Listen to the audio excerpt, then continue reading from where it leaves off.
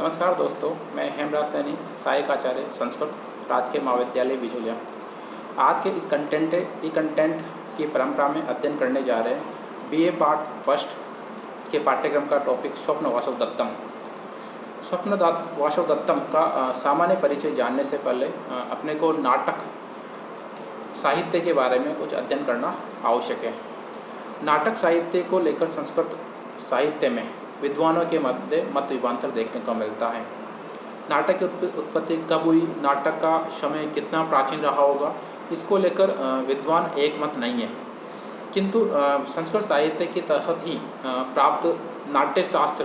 ग्रंथ में आचार्य भरत मुनि के द्वारा इस नाट्य या नाटक को लेकर विभिन्न प्रकार से चर्चा की गई है। और इस या नाट्य शास्त्र को प्रारंभ करने से भी पहले महर्षि नारद और आचार्य भरत के मध्य संपन्न संवाद का स्मरण करना आवश्यक है। एक बार महर्षि नारद द्वारा आचार्य भरत मुनि से एक समस्या का समाधान करने के लिए कि संसार संपूर्ण दुखमय है, तो किस प्रकार संसार में एक सुख का वातावरण निर्मित किया जाए, जो चिंता रूपी अग्नि है उसको शांत किया जाए। तो इसको लेकर महर्षि नारद आचार्य भरत से प्रार्थना करते हैं और उनकी प्रार्थना को स्वीकार करने के पश्चात आचार्य भरत द्वारा नाट्य शास्त्र की उत्पत्ति की जाती है। नाट्य शास्त्र को यहाँ पर पंचम वेद की संज्ञा दी गई है और इसलिए है कि जो नाट्य शास्त्र है उसमें चारों ही वेदों के कुछ कुछ तत्वों को संग्रहित करने के पश्चात ही नाट्य शास्त्र का यहाँ पर या उसकी रचना की गई। और नाट्य शास्त्र में भी इस परंपरा के बारे में एक श्लोक देखने को मिलता है, जैसा कि एवं संकल्प है भगवान, अर्थात इस प्रकार संकल्पित होकर एक मत होकर के और सर्व वेदान अनुस्मरण अर्थात सभी देवी देवताओं का स्मरण करते हुए नाट्य वेदम ततश्चक्र अर्थात नाट्य वेद रूपी यह जो ग्रंथ हैं चतुर्वेदांग समूह अर्थात चारों ही वेदों के तत्वों को ग्रहण करने के पश्चात ये नाट्य वेद रूपी ग्रंथ का निर्माण संभव हो पाया है। आगे कहते हैं कि जग्राह पाठ्यम ऋग्वेद अर्थात जो ऋग्वेद हैं, ऋग्वेद से अर्थात पाठ्य तत्व को ग्रहण किया गया और सामभ्यो गीत में और जो सामवेद है उनसे आचार्य भरत ने गीत तत्व गायन तत्व को यहाँ पर स्वीकार किया है, ग्रहण किया है। और यजुर्वेदाद अभिज्ञान और यजुर्वेद से अभिनय तत्व को स्वीकार करते हुए रसान अथर्वणाद अभी और जो अथर्वेद हैं जो छोटा वेद है अथर्वेद उससे आचार्य भरत ने रस तत्व को स्वीकार किया। इसीलिए नाटक में मुख्यतः चार ही तत्व प्रधानता रखते हैं। एक तो संवाद अर्थात पाठ्यता, दूसरा संगीत अर्थात गीत और तीसरा अभिनय और चौथा रस। ये चारों ही तत्व चारों वेदों से आचार्य भरत मुनि द्वारा नाट्य शास्त्र की रचना करने से पहले ग्रहण किए थे। इसके अलावा वेदों के कुछ आख्यानों में भी नाट्य तत्व के बारे में या नाट्य शास्त्र या नाटक की उत्पत्ति को लेकर विवेचन देखने को मिलता है। कुछ उपाख्यान देखने को मिलते हैं जिनमें नाट्य शास्त्र या नाटक की भाषा शैली तो या संवाद या वाक्य विन्यास उसी प्रकार के देखने को मिलते हैं जैसे कि काव्य शास्त्रियों ने नाटक के लक्षण प्रतिपादित किए हैं। जैसे कि कुछ संवाद है यम यमी संवाद, नदी विश्वामित्र संवाद, उर्वशी संवाद, उर्वशी संवाद हुआ, वशिष्ठ संवाद हुआ। इनमें के जो संवाद हैं उनमें नाट्य कला के मूल तत्व स्वीकार किए गए हैं। अब आता है कि नाटक किसे कहा जाए, नाटक की परिभाषा क्या होनी चाहिए, उसको लेकर भी आचार्य भरत मुनि द्वारा नाट्य शास्त्र में कहा गया है कि न तज्ज्ञानम न तत्शिल्पम न सा विद्या न सा कला न स योगो न तत्कर्म नाट्य अस्मिन् यत् न दृश्यते। अर्थात जहाँ पर या न तो ज्ञान न शिल्प न विद्या न योग अथवा कर्म ऐसा नहीं है जिसका दर्शन इस नाट्य शास्त्र में नहीं होता। अर्थात नाटक अपने आप में परिपूर्ण साहित्य है और जितने भी तत्व अन्य साहित्य के द्वारा स्वीकार किए गए, अन्य विधाओं के द्वारा स्वीकार किए गए, वो नाट्य विधा में भी सम्यक रूप से देखे जा सकते हैं। नाटक की परिभाषा देते हुए फिर कहा गया कि अवस्थानुकृति नाट्यम अर्थात किसी भी अवस्था का वर्णन करना, उसका अभिनय करना ही नाटक कहलाता है। अवस्थानुकृति नाट्यम अर्थात अनुकृति अर्थात अनुसरण करना, किसी भी अवस्था का अनुसरण करना, अभिनय करना ही मुख्य रूप से नाटक आ जाता है। आचार्य विश्वनाथ के जो लक्षण ग्रंथ है साहित्य दर्पण उसमें भी नाटक की परिभाषा दी गई है कि दृश्यम तत्र अभिनयम तद रूप आरोपात तु रूपकम अर्थात दृश्यम तत्र अभिनयम अर्थात जो दृश्य होता है, जो अभिनय होता है, वो दृश्य होता है। और तद्रूप आरोपात, और वहाँ पर आरोप करने से, पात्रों पर आरोप किए जाने के कारण, अनुकरण करने से या अभिनय किए जाने के कारण ही वह रूपक शब्द से भी उसको संबोधित किया जाता है। तो नाटक को विश्वनाथ जी के द्वारा रूपक शब्द के रूप में यहाँ पर रूपक संज्ञा से संबोधित किया है। साहित्य दर्पणकार ने फिर अभिनय को, जो यहाँ पर कहा गया कि तत्र अभिनयम, तो अभिनयम चतुर्था, अभिनय को 4 प्रकार से कहा गया है कि भवेद अभिनय अवस्थानुकारः स चतुर्विधः आंगिको वाचिकस्यैव आहार्य सात्विक तथा, अर्थात 4 प्रकार का अभिनय कहा गया है। अभिनय के 4 भेद स्वीकार किए हैं आचार्य विश्वनाथ जी के द्वारा। एक तो आंगिक अभिनय, दूसरा वाचिक अभिनय, तीसरा आहार्य अभिनय और चौथा सात्विक अभिनय। तो इस प्रकार 4 प्रकार के अभिनय नाटक के अंतर्गत देखने को मिलते हैं, क्योंकि जो नाटक होता है वो अभिनय तत्व से ही युक्त होता है। अब बात आती है कि संस्कृत साहित्य में जब नाटक की परंपरा है या नाटक को जिस प्रकार काव्य शास्त्रियों के द्वारा परिभाषित किया गया, नाटक के लक्षण प्रतिपादित किए गए, उसके आधार पर अब नाटक किसे कहा जाए या संस्कृत साहित्य में प्रथम नाटक कौन सा होगा, प्रथम नाट्यकार कौन रहे होंगे, इसको लेकर भी विद्वानों के मध्य मतभेद देखने को मिलता है। लेकिन सर्वसम्मति से या सर्वमत से सभी विद्वान ये स्वीकार करते हैं कि जो महाकवि भास हैं वो संस्कृत साहित्य के आद्य नाटककार हैं। और जैसा कि एक सूक्ति भी प्राप्त होती है कि कवि कुल गुरु कालिदासो अर्थात हास विलास, अर्थात भासो हास कवि कुल गुरु कालिदासो विलास, जैसा कि महाकवि द्वारा प्रशंसित है कि जो भास है वो हास है, अर्थात नाट्य कला के क्षेत्र में हास का वो अद्वितीय उदाहरण है। जैसा कि काव्य कला के क्षेत्र में महाकवि कालिदास को प्रसिद्धि प्राप्त है, अर्थात महाकवि कालिदास काव्य कला के विलास हैं, उसी प्रकार काव्य कला के हास के रूप में महाकवि भास को जाना जाता है। और महाकवि भास के नाटकों को लेकर एक भास नाटक चक्र के रूप में एक तर्क वितर्क चला है विद्वानों के मध्य में। और उन सबके पश्चात सभी विद्वानों ने एक मत से, जो भारतीय विद्वान थे उन्होंने स्वीकार किया कि कुछ ताड़पत्रों पर ताड़पत्र प्राप्त होते थे दक्षिण भारत से टी गणपति शास्त्री को, और टी गणपति शास्त्र के द्वारा जो ताड़पत्र प्राप्त हुए थे उन सभी वो कोई व्यवस्थित नहीं थे। तो उन्होंने एक वैज्ञानिक शोध करने के पश्चात एक उनका क्रमबद्ध किस प्रकार से उन ताड़पत्रों को व्यवस्थित किया होगा, उसके पश्चात ये दूसरी बात है कि उन ताड़पत्रों में यद्यपि भास का उल्लेख नहीं था कि या महाकवि भास का सीधा साधा वहाँ पर यह नहीं था कि ये महाकवि भास के द्वारा रचित किए गए हैं, किंतु अन्य विद्वानों द्वारा जो काव्य रचे गए उन काव्यों में उन ताड़पत्रों की कुछ पंक्तियाँ देखी गई थी और वहाँ पर वो पंक्तियाँ महाकवि भास के नाम से उल्लेखित की गई थी। तो इसीलिए बाद में सभी विद्वानों ने स्वीकार किया कि जो ये ताड़पत्र हैं या जो ये काव्य ग्रंथ प्राप्त हुए हैं वो महाकवि भास से संबंधित है। और बाद में फिर महाकवि भास के द्वारा वो विद्वानों द्वारा थेरा नाटकों को भी देखा गया कि जो महाकवि भास है उन्होंने संस्कृत साहित्य में थेरा नाटकों की रचना की। और थेरा नाटक या एक ही कवि के द्वारा प्राप्त होना अपने आप में अद्वितीय माना जा सकता है। और इसीलिए महाकवि भास को प्रथम आद्य नाटककार के रूप में भी संबोधित किया जाता है। जहाँ तक भास की स्थिति काल को लेकर भी विद्वानों के मध्य फिर मत के देखने को मिलता है कि महाकवि भास कितने प्राचीन रहे होंगे, उनका स्थिति काल क्या होगा, जन्म स्थान क्या होगा, वो भी कोई निश्चित नहीं होता है। क्योंकि संस्कृत साहित्य में क्या होता है कि जो विद्वान होता है वो अपना स्वयं परिचय नहीं देता, न ही अपना जन्म स्थान बताता है, या जिसे कहा जाए कि अपनी वो बढ़ाई कभी नहीं करता है। तो ये एक परंपरा रही है, स्वयं के मुख से स्वयं की प्रशंसा कोई नहीं करता यहाँ पर। तो सभी विद्वानों द्वारा फिर भास का जो जीवन काल है उसे 3री या 4थे शताब्दी के पूर्व ही स्वीकार किया जाता है।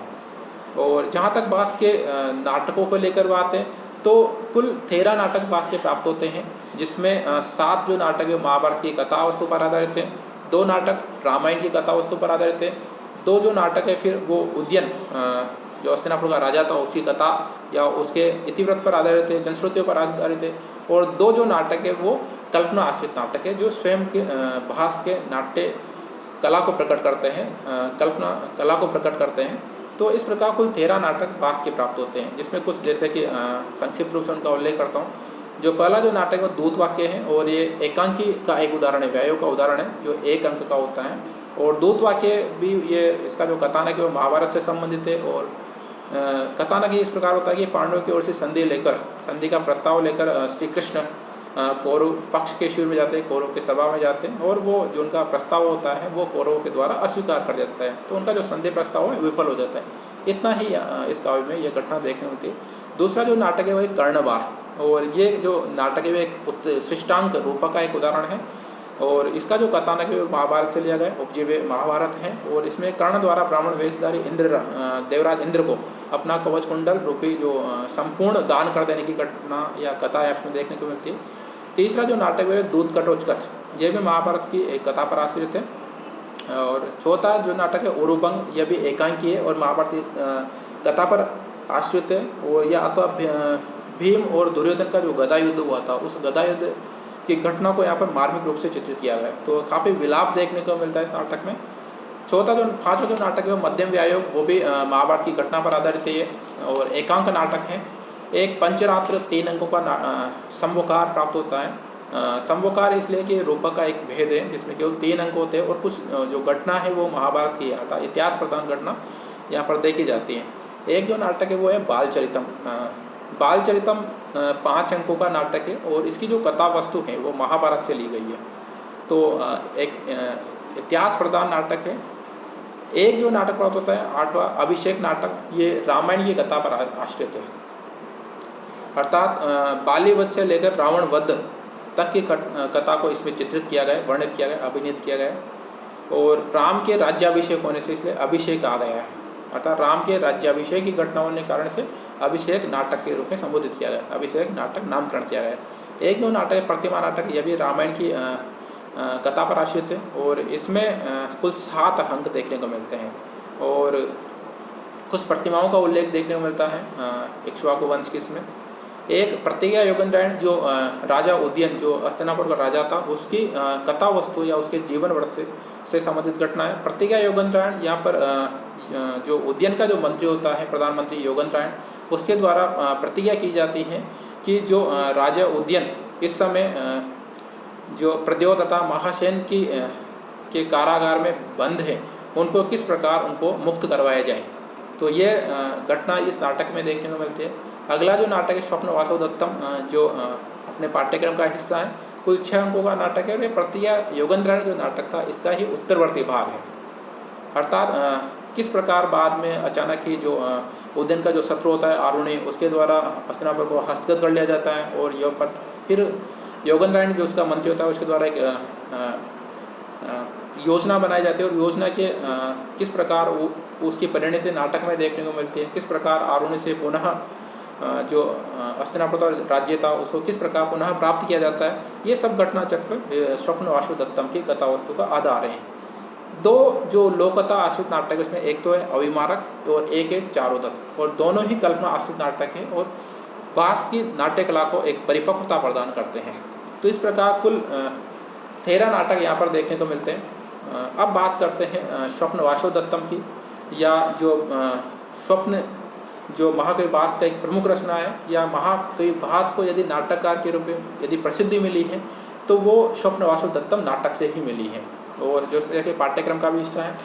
तो वासवदत्ता या स्वप्न वासवदत्तम जो में कुल 6 अंक हैं, जैसा कि नाटक का वर्गीकरण अंकों में किया जाता है विभाजन,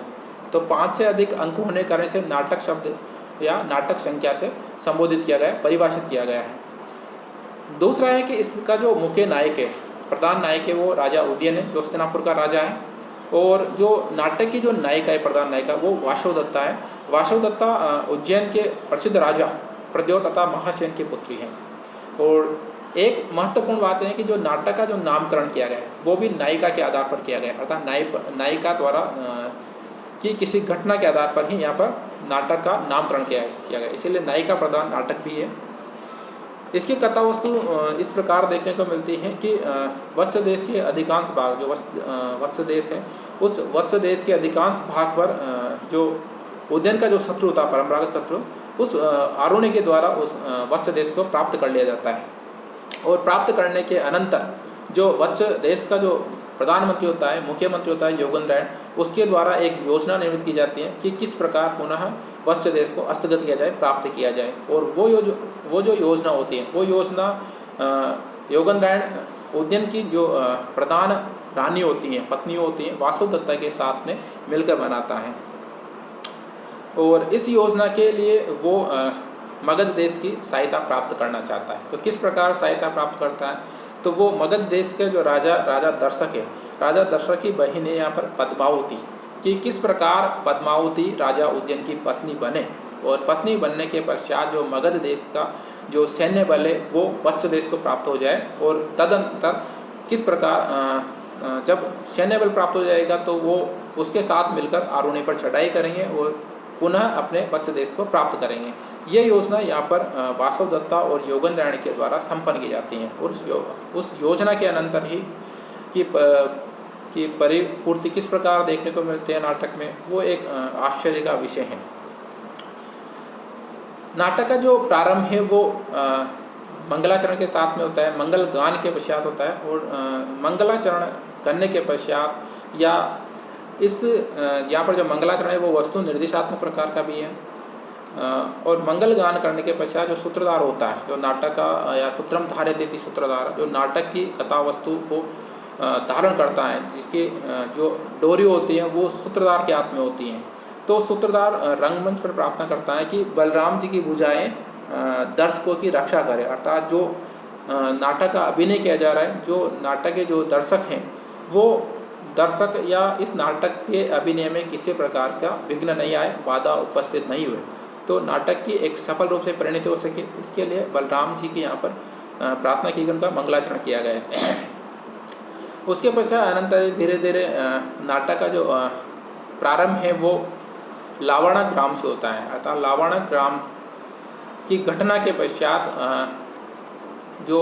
अचानक ही इस प्रकार की आवाज़ें आती हैं कि हटो हटो हटो हटो, अर्थात तपोवन में जो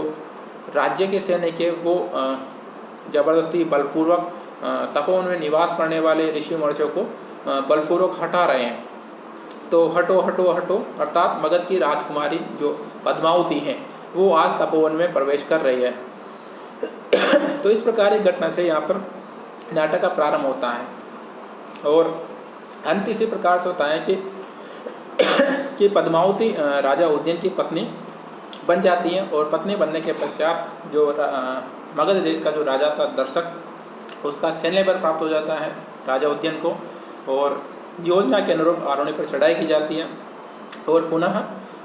जो वत्स देश था वो राजा उज्जैन को प्राप्त हो जाता है। और नाटक के अंत में जो अभी तक वासवदत्ता जो अवंतिका के वेश धारण किए हुए थे, अवंतिका के वेश में पद्मावती के साथ में रह रही थी, उसका भी नाटक के अंत में उसका वो सामने आती है, और जो